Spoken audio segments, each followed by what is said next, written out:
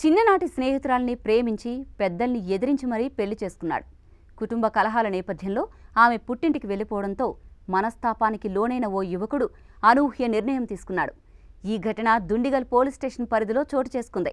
నాగర్ కర్నూలు జిల్లా పెద్దకొత్తపల్లి మండలం యాపర్ల గ్రామానికి చెందిన 25 ఏళ్ల తిమ్మరాజు రవి కుటుంబం కొన్నేళ్ల క్రితం నగరానికి వలస వచ్చి కూకట్పల్లి శంషీగూడలో నివాసముంటుంది.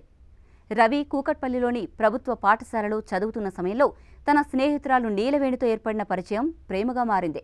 2 ఏళ్ల క్రితం వారు పెద్దల్ని ఎదిరించి ఆర్య సమాజంలో పెళ్లి చేసుకున్నారు. గత 8 నెలలుగా వీరు బౌరంపేటలోని ఇందిరమ్మ కాలనీలో నివాసముంటున్నారు. రవి కార్ డ్రైవర్గా పనిచేస్తుండగా నీలవేణి ఇంటి వద్దనే ఉంటోంది. కొద్ది రోజులుగా వీరి మధ్య మనస్పర్ధలు తలెత్తాయి. ఈ నెల 10న భార్యాభర్తల మధ్య గొడవ జరిగింది. అదే రోజు మధ్యాహ్నం తన ఇంటికి వచ్చిన తల్లితో కలిసి నీలవేణి పుట్టింటికి వెళ్లిపోయింది. దీంతో మనస్తాపానికి గురైన రవి తన తల్లికి ఫోన్ చేసి తన భార్య ఇంటి నుంచి వెళ్లిపోయిందని, తనకు బతకాలని లేదని చెప్పి విలపించాడు. దీంతో ఇంటికి రావాలని కోరగా ఫోన్ పెట్టేశాడు. ఆదివారం ఉదయం ఫోన్ చేసినా స్పందించకపోవడంతో తల్లి, సోదరుడు బౌరంపేటకు వచ్చి చూడగా ఫ్యాన్కు ఉరివేసుకుని కనిపించాడు.